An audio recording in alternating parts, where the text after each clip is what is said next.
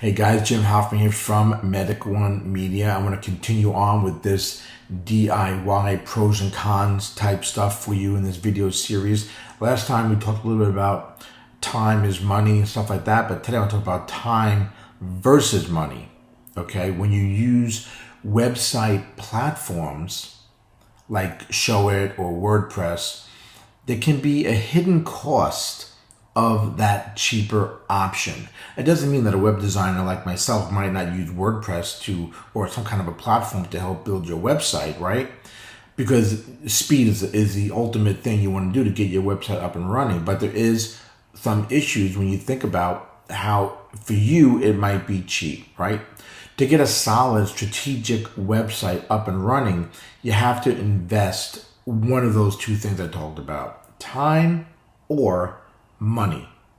Now, it's the same decision that a lot of people face when they want to use WordPress, right? WordPress hosting, it can be very cheap. It's actually cheaper than a lot of the other platforms that are out there.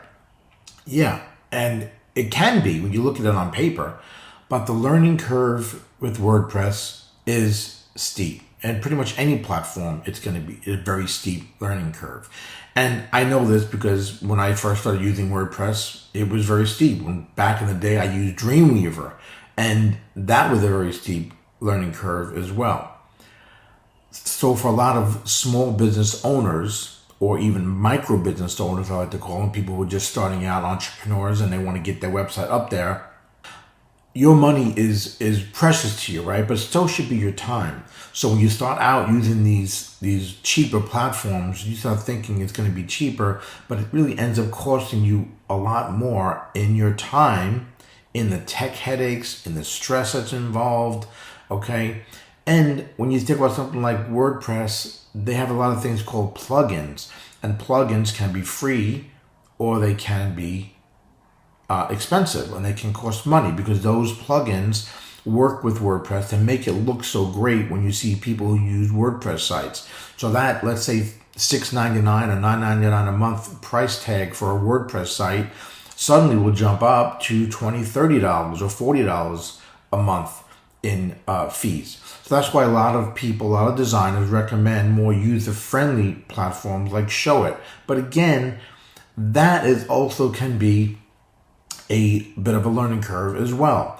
Sometimes paying a little bit more per month is worth it, right? Because something like Showit's a little bit more easy to use. There's more freedom in that design. There might be better support depending on how much support you're looking for. So maybe Showit might be a platform you might want to consider as well. The real question, guys, it comes into this. Is the cheaper option actually cheaper once you factor in your time and not for nothing, your sanity? So think about that stuff, guys, when you're going into website design platforms. Okay, there's a lot of them out there, and it can come off as cheaper on paper, right? But when you start adding in some of the add-ons to use forms and calendars and functionality and the way you want something to look, and plus, of course, the headaches of learning all that and the learning curve of doing all that all should come into your final decision on whether or not you want to use one of these platforms on your own, or you have somebody like myself who might come along and go ahead and help you do that. All right, guys, I hope this helps you. Again, gives you some more clarity and some more information before you go jumping into the DIY website realm to get your business online. Some things to think about, okay? All right, guys, that's it for me. I am Jim Hoffman from Medic One Media. Be better at business.